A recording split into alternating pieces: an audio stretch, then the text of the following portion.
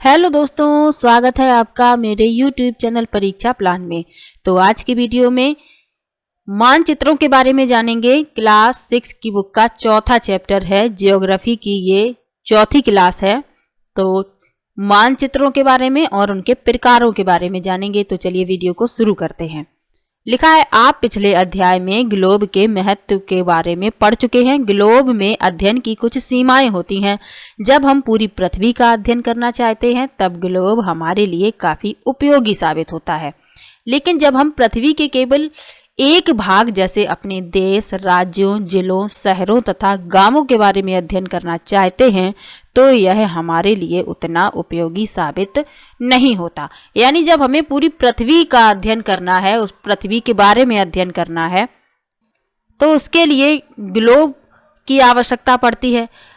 लेकिन यदि हमें किसी शहर का, किसी जिले का, किसी गांव का या देश या राज्य का अध्ययन करना है तो हमें मानचित्र की आवश्यकता पड़ती है।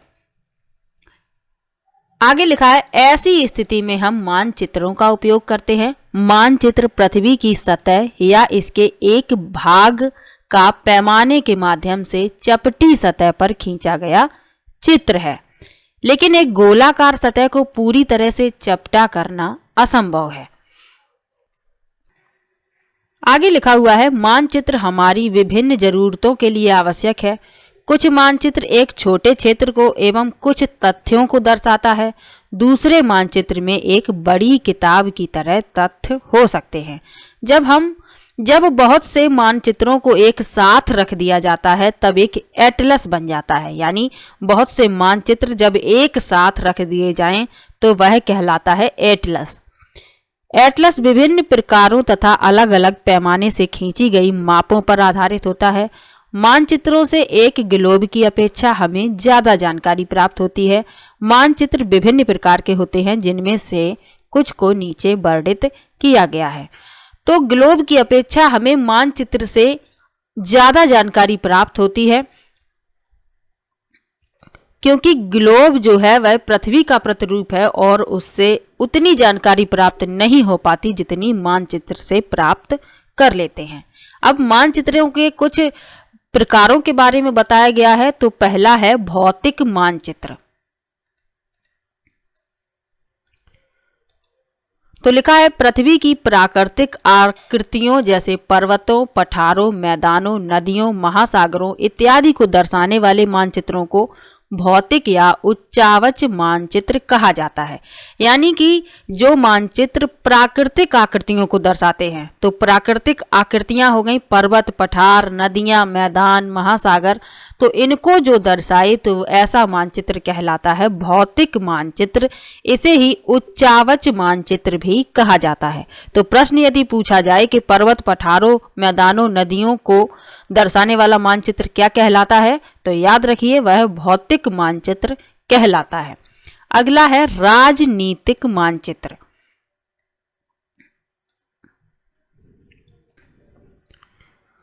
तो राजनीतिक मानचित्र किसे कहते हैं? लिखा है, राज्यों, नगरों, शहरों तथा गांव और विश्व के विभिन्न देशों व राज्यों तथा उनकी सीमाओं को दर्शाने वाले मानचित्रों को राजनीतिक मानचित्र कहा जाता है। यानी राज्यों, नगरों, शहरों, गांवों और विभिन्न जो देश हैं वह राज्यों तथा उनकी सीमाओं को दर्शाने वाले, यानी जो सीमाओं को भी दर्शाएं, तो ऐसे मानचित्र कहलाते हैं राजनीतिक मानचित्र। अगला है थीमेटिक मानचित्र। तो थीमेटिक मानचित्र क्या होते हैं? कुछ मानचित्र विशेष जानकारियां प्रदान करते हैं, जैसे सड़क मानचित्र, वर्षा मानचित्र, वन तथा उद्योगों आदि के वितरण दर्शाने वाले मानचित्र इत्यादि। इस प्रकार के मानचित्र को थीमेटिक मानचित्र कहा जाता है। तो थीमेटिक मानचित्र जैसे कि अगर सड़क का अकेला मानचित्र है, उसमें सड़क मार्ग दर्शाया गया है या रेल मार्ग दर्शाया गया है या जल मार्ग दर्शाया गया है, तो ऐसे मानचित्र कहलाते हैं थीमेटिक मानचित्र। यानी ये किसी विशेष जानकारी को प्रदान करते हैं और उन्हीं के आधार पर ये बनाए जाते हैं, तो ऐसे मानचित्र कहलाते हैं थीमेटिक मानचित्र। तो मानचित्र के प्रकार पढ़ लिए। कौन कौन से मानचित्र के प्रकार पढ़े? भौतिक मानचित्र, राजनीतिक मानचित्र और थीमेटिक मानचित्र। अब लिखा है,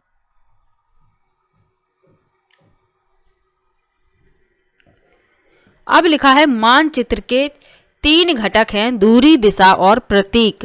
महत्वपूर्ण तथ्य है मानचित्र के घटकों को आपको याद रखना है।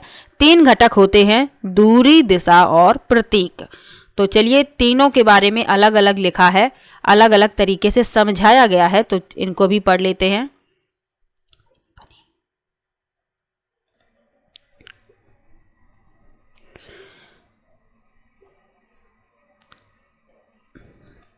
अब लिखा है मानचित्र के 3 घटक हैं, दूरी, दिशा और प्रतीक। ये महत्वपूर्ण है, इन तीनों घटकों को याद रखना है। मानचित्र के 3 घटक होते हैं, एक होता है दूरी, दूसरा होता है दिशा और तीसरा होता है प्रतीक। अब सबसे पहले दूरी के बारे में समझाया गया है, तो चलिए पढ़ते हैं इसे।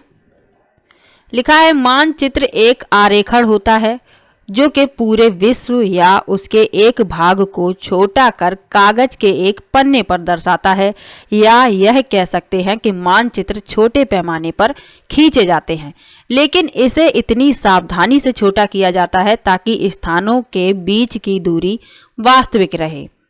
यह तभी संभव हो सकता है जब कागज पर एक छोटी दूरी स्थल की बड़ी दूरी को व्यक्त करती हो। इसलिए इस उद्देश्य के लिए एक पैमाना चुना जाता है। यानी कि हमें किसी बड़े क्षेत्र का मानचित्र दर्शाना है, उसकी दूरी को एक पैमाने से दर्शाया जाता है, एक पैमाना माना जाता है, और उसी के आधार पर सभी क्षेत्र उसमें दर्शाए जाते हैं। तो यही लिखा है पैमाना स्थल पर वास्तविक दूरी तथा मानचित्र पर दिखाई गई दूरी के बीच का अनुपात होता है। उदाहरण के लिए आपके विद्यालय एवं आपके घर के बीच की दूरी 10 किलोमीटर है। एक उदाहरण समझाया जा रहा है कि जैसे आपके विद्यालय और आपके घर के बीच की दूरी 10 किलोमीटर है, जिसे मानचित्र पर 2 सेंटीमीटर की दूरी से व्यक्त किया गया है।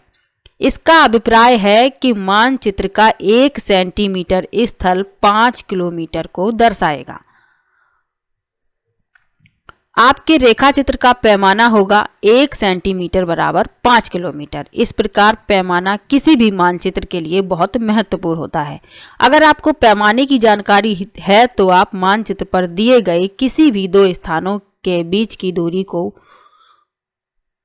निकाल सकते हैं, यानी बीच की दूरी का पता लगा सकते हैं। तो पैमाना जो है वह बहुत ही आवश्यक है। आगे लिखा है जब बड़े क्षेत्रफल वाले भागों जैसे महाद्वीपों या देशों को कागज पर दिखाना होता है तब हम छोटे पैमाने का उपयोग करते हैं। उदाहरण के लिए मानचित्र पर 5 सेंटीमीटर स्थल के 500 किलोमीटर को दर्शाता है। इसको छोटे पैमाने वाला मानचित्र कहते हैं। यानी जब बड़े क्षेत्रफल वाले भागों को दर्शाना है तो क्या करते हैं, छोटा पैमाना मानते हैं। तो जो छोटे पैमाने वाले मानचित्र होते हैं उन्हें कहा जाता है छोटे पैमाने वाला मानचित्र, क्योंकि इनका जो पैमाना होता है वह छोटा माना जाता है, क्योंकि हमें बड़े क्षेत्रफल वाले क्षेत्रों को दर्शाना है। आगे लिखा है जब एक छोटे क्षेत्रफल वाले भाग जैसे आपके गांव या शहर को कागज पर दिखाना होता है तब हम बड़े पैमाने का उपयोग करते हैं। जैसे स्थल पर 500 मीटर की दूरी को मानचित्र पर 5 सेंटीमीटर से दर्शाया जाता है। इस प्रकार के मानचित्र को बड़े पैमाने वाला मानचित्र कहते हैं। तो देखिए इनमें याद रखिएगा बिल्कुल उल्टा है। जब बड़े क्षेत्रफल वाले भागों को दर्शाना होता है तो हम छोटा पैमाना मानते हैं, जब छोटे क्षेत्रफल वाले भागों को दर्शाना होता है तो हम बड़ा पैमाना मानते हैं। और तो जिसमें छोटा पैमाना माना जाता है उसे कहते हैं छोटे पैमाने वाला मानचित्र, और जिसमें बड़ा पैमाना माना जाता है उसे कहते हैं बड़े पैमाने वाला मानचित्र। दोनों में अंतर को याद रखना है। आगे लिखा है बड़े पैमाने वाले मानचित्र छोटे पैमाने वाले मानचित्र की अपेक्षा अधिक जानकारी प्रदान करते हैं। मानचित्र छोटे पैमाने वाले मानचित्र की अपेक्षा अधिक जानकारी प्रदान करते हैं, यानी जिनमें बड़ा पैमाना माना जाता है वे अधिक जानकारी प्रदान करते हैं, और जिनमें छोटा पैमाना माना जाता है वे कम जानकारी प्रदान करते हैं।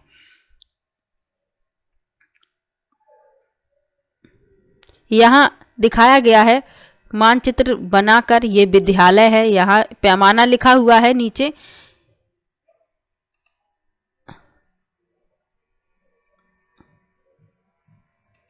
लिखा हुआ है 1 सेंटीमीटर बराबर 10 मीटर। ये इसका पैमाना है और इसी के आधार पर सभी भागों को दर्शाया गया है। अब जो मानचित्र का दूसरा महत्वपूर्ण घटक है वह है दिशा। तो चलिए दिशा के बारे में पढ़ लेते हैं।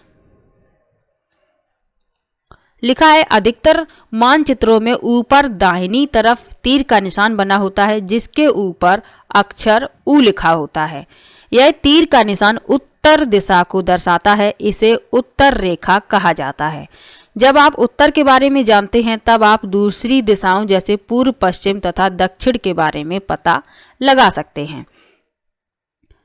चित्र में 4 मुख्य दिशाओं उत्तर दक्षिण पूर्व पश्चिम को दिखाया गया है। वे प्रधान दिग बिंदु कहे जाते हैं। बीच की 4 दिशाएं उत्तर पूर्व, दक्षिण पश्चिम, उत्तर पश्चिम, इन बीच वाली दिशाओं की मदद से किसी भी स्थान की सही स्थिति का पता लगाया जा सकता है। तो बात हो रही है इस चित्र की, ये पूर्व है, ये पश्चिम है, ये उत्तर है और ये है दक्षिण। ये उत्तर पूर्व है, ये दक्षिण पूर्व है, ये दक्षिण पश्चिम है और ये उत्तर पश्चिम है।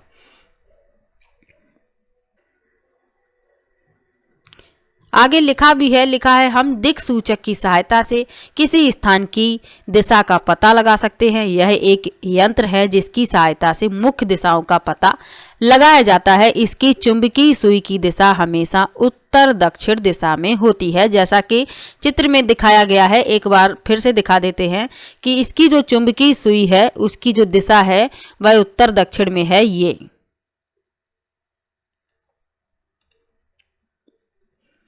अब तीसरा महत्वपूर्ण घटक है प्रतीक। तो चलिए प्रतीक के बारे में पढ़ लेते हैं। लिखा है यह किसी भी मानचित्र का तीसरा प्रमुख घटक है। किसी भी मानचित्र पर वास्तविक आकार एवं प्रकार में विभिन्न आकृतियों जैसे भवनों, सड़कों, पुलों, वृक्षों, रेल की पटरियों या कुएं को दिखाना संभव नहीं होता। इसलिए वे निश्चित अक्षरों, छायाओं, रंगों, चित्रों तथा रेखाओं का उपयोग करके दर्शाए जाते हैं। ये प्रतीक कम स्थान में अधिक जानकारी प्रदान करते हैं।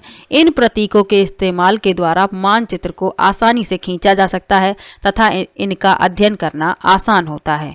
अगर आप एक क्षेत्र की भाषा को नहीं जानते तथा आप किसी से दिशाओं के बारे में नहीं पूछ सकते, तब आप इन चिन्हों की सहायता से मानचित्र से जानकारी प्राप्त कर सकते हैं। मानचित्रों की एक विश्वव्यापी भाषा होती है जिसे सभी आसानी से समझ सकते हैं। इन प्रतीकों के उपयोग के संबंध में एक अंतर्राष्ट्रीय सहमति है। ये रूढ़ प्रतीक कहे जाते हैं। कुछ प्रतीक चित्र में दर्शाए गए हैं। तो चलिए कुछ प्रतीकों को देख लेते हैं जो इस चित्र में दर्शाए गए हैं। रेलवे लाइन के जो प्रतीक हैं उनमें बड़ी रेलवे लाइन का बड़ी लाइन का ये है, मीटर लाइन का ये प्रतीक है और रेलवे स्टेशन का ये प्रतीक है। यहाँ लिखा भी है RS मतलब रेलवे स्टेशन। सड़कें पक्की और कच्ची, तो पक्की सड़क का ये प्रतीक होता है और कच्ची सड़क को कुछ इस तरीके से दर्शाया जाता है। ऐसे ही और भी प्रतीक यहाँ पर छपे हुए हैं। सीमा अंतर्राष्ट्रीय ये सीमा होती है, राज्य की इस तरीके से दर्शाई जाती है और जिले की इस तरीके से। नदी का प्रतीक ये है। कुएं का प्रतीक ये रहा। तालाब का इस तरीके से होता है। नहर का इस तरीके से और पुल इस तरीके से दर्शाया जाता है। ऐसे ही मंदिर का प्रतीक ये है। गिरजाघर का ये है प्रतीक। मस्जिद का ये और छतरी इस तरीके से। पोस्ट ऑफिस को PO से दर्शाते हैं। पोस्ट एवं टेलीग्राम ऑफिस को PTO से दर्शाते हैं और पुलिस स्टेशन को PS से। बस्ती को इस प्रतीक से दर्शाया जाता है और कब्रिस्तान को इस प्रतीक से। पेड़ इस तरीके से दर्शाए जाते हैं मानचित्र में और घास इस तरीके से। तो ये प्रतीक हैं जिन्हें आसानी से समझा जा सकता है और इनसे आसानी से मानचित्र भी खींचा जा सकता है। आगे लिखा हुआ है विभिन्न रंगों का उपयोग भी इसी उद्देश्य से किया जाता है। उदाहरण के लिए सामान्यतः नीले रंग का इस्तेमाल जलाशयों, भूरा रंग पर्वतों, पीला रंग पठारों और हरा रंग मैदानों को दर्शाने के लिए किया जाता है। यानी कि कुछ रंग भी हैं जिनका निर्धारण किया गया है निश्चित वस्तुओं को दर्शाने के लिए, जैसे कि नीले रंग का जलाशय, भूरे रंग का पर्वत, पीले रंग के पठारों को दर्शाने के लिए और हरा रंग मैदानों को दर्शाने के लिए किया जाता है। तो मानचित्र के जो 3 महत्वपूर्ण घटक थे उनके बारे में भी पढ़ लिया। अब रेखा चित्र के बारे में और पढ़ लेते हैं। तो लिखा है रेखा चित्र एक आरेखण है जो पैमाने पर आधारित न होकर याददाश्त और स्थानीय प्रेक्षण पर आधारित होता है। कभी कभी किसी क्षेत्र के एक कच्चे आरेखण की आवश्यकता वहां के स्थान को दूसरे स्थान के सापेक्ष दिखाने के लिए होती है। मान लीजिए कि आप अपने मित्र के घर जाना चाहते हैं लेकिन आपको रास्ते की जानकारी नहीं है। आपका मित्र अपने घर के रास्ते को बताने के लिए एक कच्चा आरेखण बना सकता है। इस प्रकार कच्चे आरेख को बिना पैमाने की सहायता से खींचा जाता है। इसे रेखा चित्र मानचित्र कहते हैं। यानी कि इसका कोई निश्चित पैमाना नहीं होता, तो इसे कहते हैं रेखा चित्र मानचित्र। खाका किसे कहते हैं, खाका के बारे में भी जान लीजिए।